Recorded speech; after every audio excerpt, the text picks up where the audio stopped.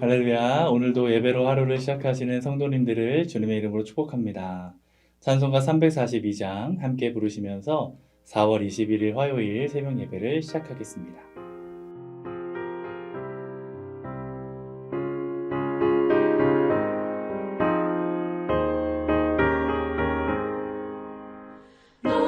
시험을 당해 죄짓지 말고 너 용기를 다해 못 물리치라. 너 시험을 이겨 새 힘을 얻고 주 예수를 믿어 늘 승리하라. 우리 구주의 힘과 그의 위로를 빌라. 주님 내 편에 서서 항상 도우시리. 내 친구를 삼가 잘 선택하고 너를 삼가 늘 조심하라. 너 열심을 다해 늘 충성하고 온 정성을 다해 주 봉사하라. 우리 구주의 힘과 그의 위로를 빌라. 주님 내 편에 서서 항상 도우시리.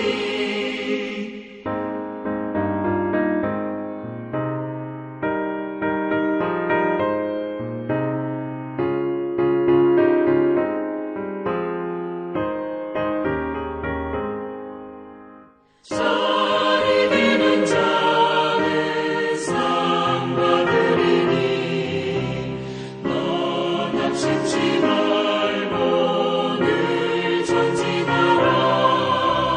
내 구세주 예수 힘 주시리니 주 예수를 믿어 늘 승리하라. 우리 구주의 힘과 그의 위로를 빌라. 주님 내 편에 서서 항상 도우시리.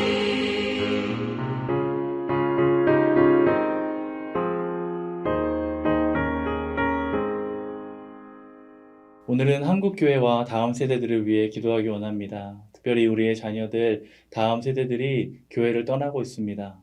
어느 때보다 기도가 많이 필요합니다. 가정과 교회에서 우리 다음 세대들을 위해 늘 기도하고 그들을 말씀으로 잘 양육하며 먼저 된 우리들이 그들에게 믿음의 본을 보이게 하여 주시옵소서. 그래서 다시 한번 이 땅에 놀라운 부흥과 회복의 역사가 일어나게 하여 주시옵소서. 간절함을 담아 함께 기도하겠습니다. 하나님, 우리가 한국교회와 다음 세대를 위해 늘 기도하기 원합니다. 우리가 믿음의 본을 보이고 그들을 말씀으로 잘 양육할 수 있기를 원합니다. 그래서 다시 한번 이 땅에 그리스도의 계절이 오게 하여 주시옵소서. 부흥과 회복의 역사가 일어나게 하여 주시옵소서. 가정과 교회가 한 마음이 되어 우리 다음 세대를 믿음으로 세워갈 수 있도록 도와주시옵소서. 또한 오늘 하나님 앞에 예배하기 위해 모였습니다. 우리를 향한 하나님의 뜻을 발견하고 그 말씀에 순종하는 우리가 되게 하여 주시옵소서. 예수님의 이름으로 기도드립니다. 아멘. 오늘 하나님께서 우리에게 주시는 말씀은 에스라 4장 7절부터 16절까지입니다. 아닥사스다 때에 비슬람과 미드르닥과 다부엘과 그의 동료들이 바사왕 아닥사스다에게 글을 올렸으니 그 글은 아람 문자와 아람 방언으로 써서 진술하였더라. 방백 르훔과 서기관 심세가 아닥사스다 왕에게 올려 예루살렘 백성을 고발한 그 글에 방백 르훔과 서기관 심세와 그의 동료 디나 사람과 아바사 사람과 다블레 사람과 아바세 사람과 아렉 사람과 바벨론 사람과 수산 사람과 대에 사람과 엘람 사람과 그 밖에 백성 곧 존귀한 오스납달이 사마리아 성과 유브라데강 건너편 다른 땅에 옮겨둔 자들과 함께 고발한다 하였더라. 아닥사스다 왕에게 올린 그 글의 초본은 이러하니 강 건너편에 있는 신하들은 왕에게 아뢰나이다. 당신에게서 우리에게로 올라온 유다 사람들이 예루살렘에 이르러 이 패역하고 악한 성읍을 건축하는데 이미 그 기초를 수축하고 성곽을 건축하오니 이제 왕은 아시옵소서. 만일 이 성읍을 건축하고 그 성곽을 완공하면 저 무리가 다시는 조공과 관세와 통행세를 바치지 아니하리니 결국 왕들에게 손해가 되리이다. 우리가 이제 왕궁에 소금을 먹음으로 왕이 수치당함을 참아보지 못하여 사람을 보내어 왕에게 아뢰오니 왕은 조상들의 사기를 살펴보시면 그 사기에서 이 성읍은 패역한 성읍이라 예로부터 그 중에서 항상 반역하는 일을 행하여 왕들과 각 도에 손해가 된 것을 보시고 아실지라 이 성읍이 무너짐도 이 때문이니이다. 이제 감히 왕에게 아뢰오니 이 성읍이 중건되어 성곽이 준공되면 이로 말미암아 왕의 간 건너편 영지가 없어지리이다 하였더라. 때로는 억울한 일을 당하거나 답답한 상황에 처할 때가 있습니다. 물론 나의 잘못과 실수로 인해 그런 결과가 주어졌다면 어쩔 수 없지만 믿음으로 살아가기로 결단하고 선한 의지를 가지고 어떤 일을 시작했음에도 불구하고 나를 가로막는 반대와 억울한 오해에 부딪힐 때도 있습니다. 예를 들어 가정에서 내가 이제 십자가를 지는 마음으로 참고 먼저 희생하면서 가족들을 섬겨야지 그렇게 결단하고 헌신합니다. 그런데 배우자나 가족들이 갑자기 왜 이러냐, 무슨 사고 친 거 아니냐, 나한테 뭐 바라는 게 있어서 이러는 거 아니냐 라면서 내 진심을 오해하고 의심하는 것입니다. 그럴 때면 차라리 시작하지 말걸, 그랬으면 상처라도 안 받았을 텐데 하면서 깊은 후회와 절망에 빠지게 됩니다. 오늘 본문에 등장하는 이스라엘 백성들의 마음이 이랬을 것입니다. 오직 하나님의 성전을 다시 짓겠다는 거룩한 사명 하나 붙들고 먼 길을 돌아왔습니다. 그리고 기쁨과 감격으로 성전의 기초를 놓았습니다. 그런데 그들에게 찾아온 것은 주변의 칭찬과 격려가 아니라 반대와 방해였습니다.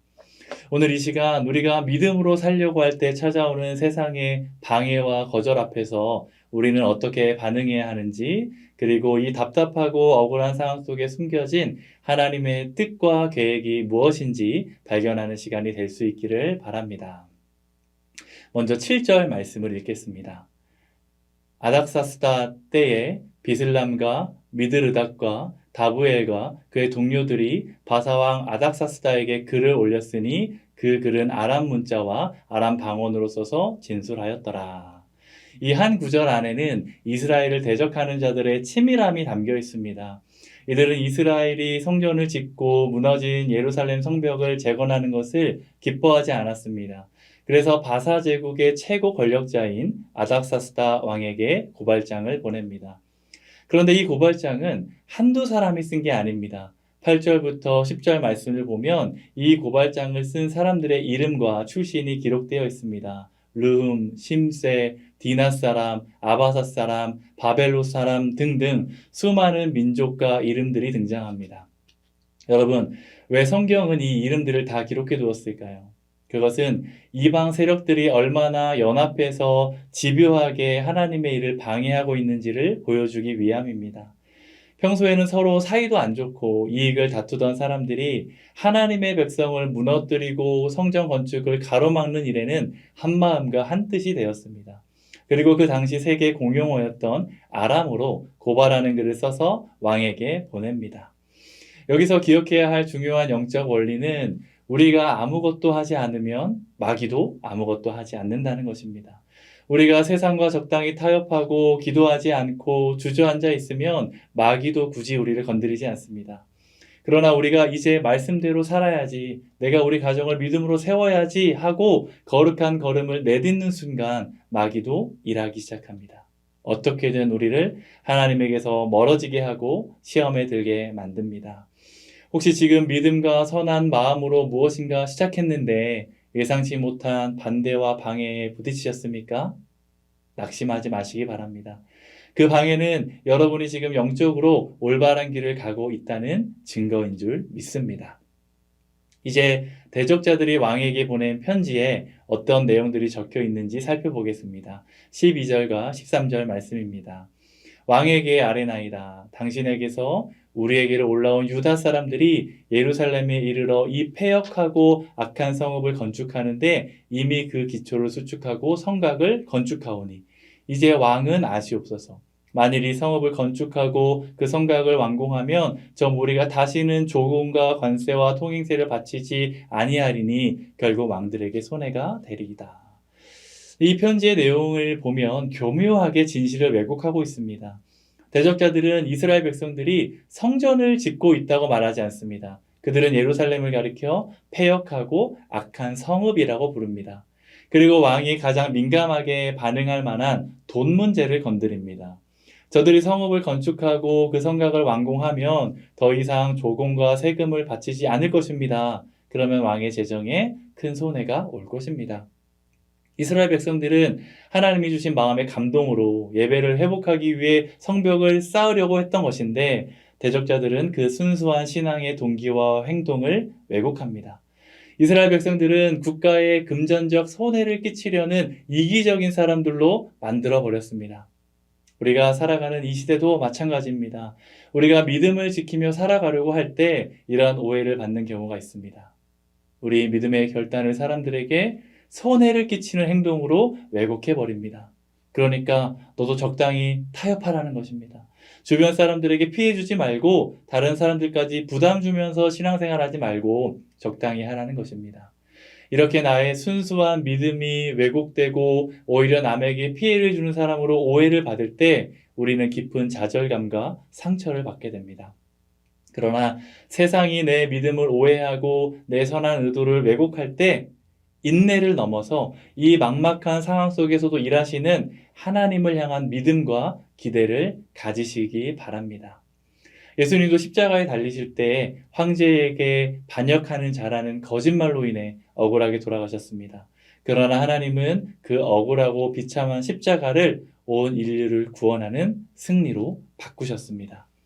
우리 삶도 마찬가지입니다. 세상의 오해와 방해로 길이 막힌 것 같을 때 사실은 하나님께서 우리가 생각지도 못한 더 좋은 길을 준비하고 계십니다. 사람의 거짓말과 방해는 우리의 걸음을 잠시 멈추게 할 수는 있어도 우리를 향한 하나님의 선한 계획을 결코 꺾을 수는 없습니다.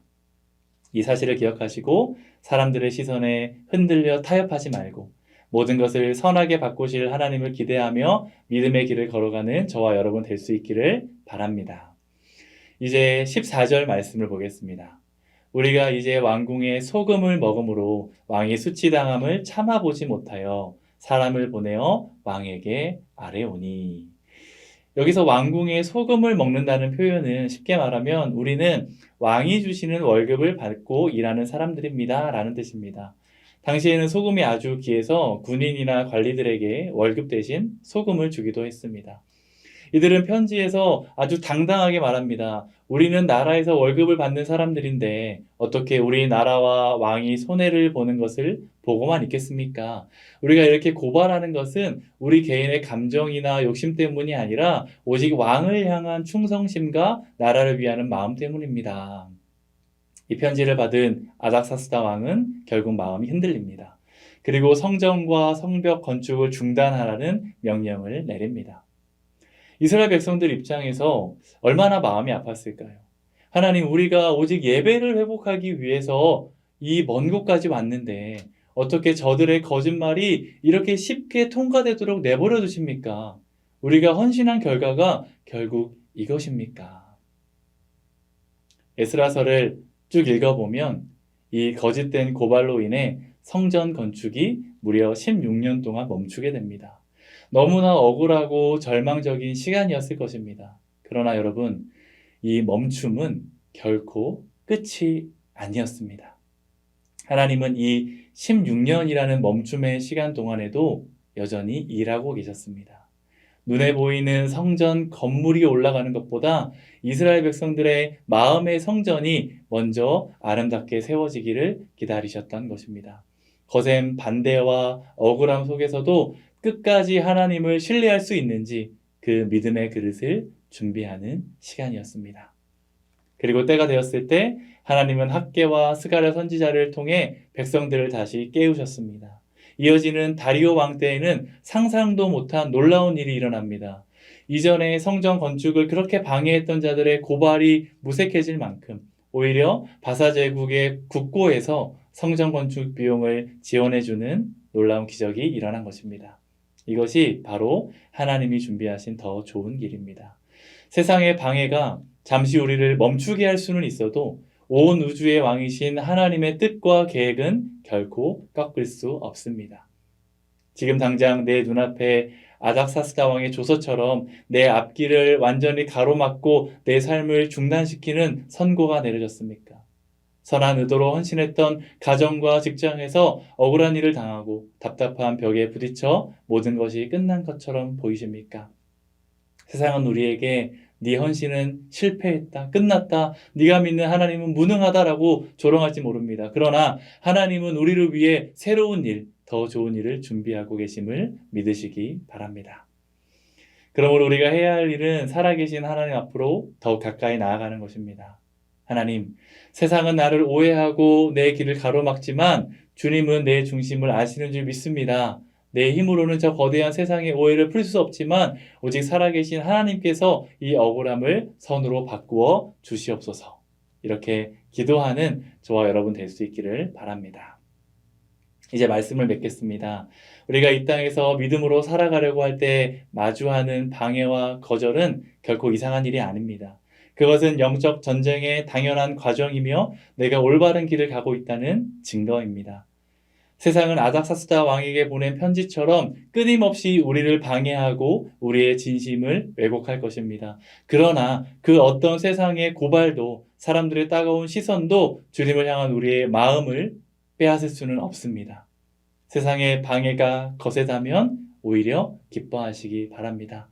또한 세상이 가로막은 그 거대한 장벽 앞에서도 뒤로 물러서지 않고 가장 좋은 길로 우리를 인도하실 하나님을 기대하며 기도로 승리하는 저와 여러분이 될 수 있기를 주님의 이름으로 간절히 축원합니다. 기도하겠습니다. 날마다 믿음으로 살아가기로 결단하고 나아가지만 때로는 세상의 오해와 억울한 방해 앞에 좌절하고 낙심할 때가 너무나 많음을 고백합니다. 그러나 16년의 멈춤의 시간 속에서 더 좋은 길을 준비하셨던 그 하나님이 바로 나의 하나님이심을 믿습니다.